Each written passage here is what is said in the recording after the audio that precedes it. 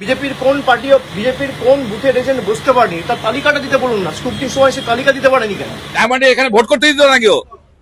আজকে এখানকার ও ছাপ্পাটা মারতে পারেনি কারণ এটা আমাদের এরিয়া বলে। 2024-এ যখন নির্বাচন হয়েছে তার দুদিন পরে স্কুটনি হয়, স্কুটনিতে অভিযোগগুলো তোলেনি কেন? সেই জন্য এখানটা ভাতের চাল টিপলে যেমন বোঝা যায়, এই বুথেতে ও 119 ভোটে হেরেছিল। 119 ভোটে এই বুথে আমি জিতেছি।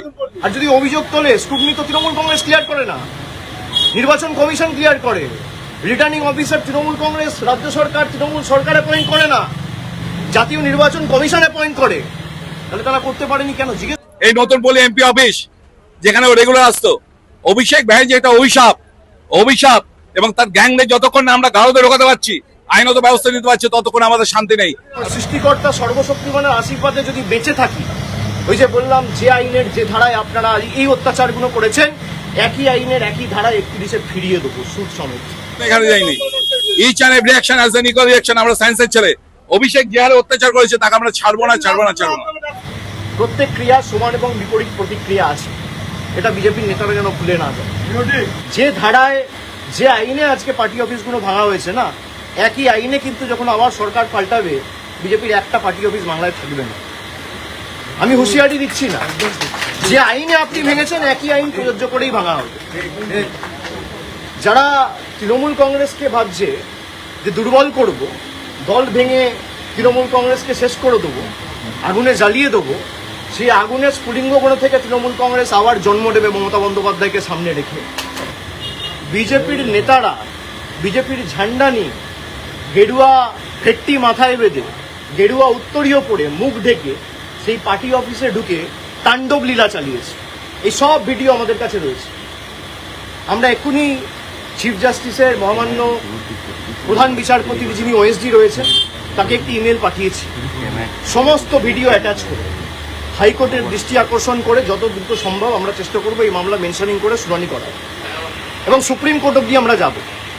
ভিডিওয় যাদের দেখা গেছে তারা কেউ কিন্তু বাঁচবেন না, আইনের হাত অনেক দূর। যদি ভাবেন যে বিজেপির নেতারা আমাদের বাঁচাবে, আর যারা তৃণমূলের পার্টি অফিস ভাঙছেন, আমি তাদের বলবো যে অনেক অত্যাচার তো করেছেন তৃণমূল কংগ্রেসের নেতাদের উপর, কর্মীদের উপর, পার্টি অফিস ভাঙা, গুড়িয়ে দেওয়া। যারা প্রশাসনকে ব্যবহার করে মিথ্যা মামলায় কর্মীদের ফাঁসানোর চেষ্টা করছে, আমরা প্রায় 2 মাস ধরে এখানে মমতা ব্যানার্জির বাসভবনে এবং তৃণমূল কংগ্রেসের সেন্ট্রাল অফিসে রয়েছি। প্রায় 1000 জন কর্মীর বেল অ্যান্টি বেল আমরা করিয়েছি, বিচার ব্যবস্থার দ্বারস্থ হয়েছে। যখন একটা কেস সাবজুডিস রয়েছে, একটা মামলা করা হয়েছে মে মাসের 7 তারিখ 8 তারিখ, আজকে জুলাই মাসের 18 তারিখ, আপনি সেই মামলা উপেক্ষা করে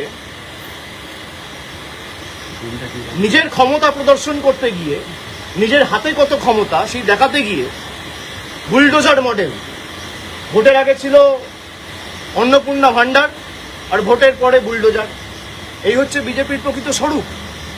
তো যারা ভাবছেন বুলডোজার চালিয়ে তৃণমূল কংগ্রেসকে ধমকে চমকে দমিয়ে রাখবো, তৃণমূল কংগ্রেস আরো শক্তিশালী হবে। আর আপনি বাড়ি ভাঙুন, পার্টি অফিস তো মন্দির আমাদের কাছে। যদি কেউ ভাবে পার্টি অফিস ভাঙে, যদি কোনো অবৈধভাবে সরকারি জায়গা দখল করে পার্টি অফিস কেউ করে, সে পার্টি অফিস আপনারা যথাযথ সরকারি ব্যবস্থা নিতে পারেন, আমার কিছু বলার নেই। কিন্তু এই জায়গাটা তো সরকারি নয়, কিনে অফিস বানানো হয়েছে, তার প্ল্যান রয়েছে, বৈধ নথি রয়েছে, সব হাইকোর্টে আমরা জমা দেবো। তারপরেও আপনারা ক্ষমতা দেখাতে গিয়ে যে পার্টি অফিস ভেঙেছে, কথা দিয়ে গেল। বিজেপি নেতারা লাড্ডু বিতরণ করছে দোকানে দিয়ে করুক, তার মানে বিজেপির নেতারাই এর পিছনে রয়েছে।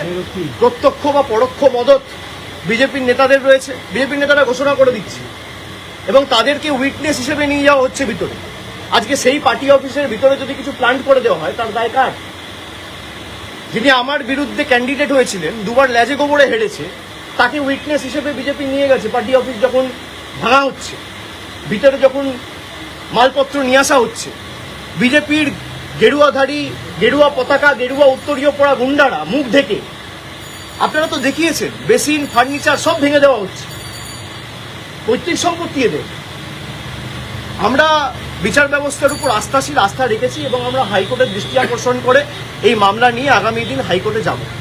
এবং যাদের ভিডিওতে দেখা গেছে, হাইকোর্ট সুপ্রিম কোর্ট করে যত দূর যাওয়ার যাবো, এদের ব্যবস্থা ঠিক করবো আইন। আপনি যার কথা বলছেন তিনি বলছেন সেখান থেকে নাকি বুথ দখলের ষড়যন্ত্র হতো।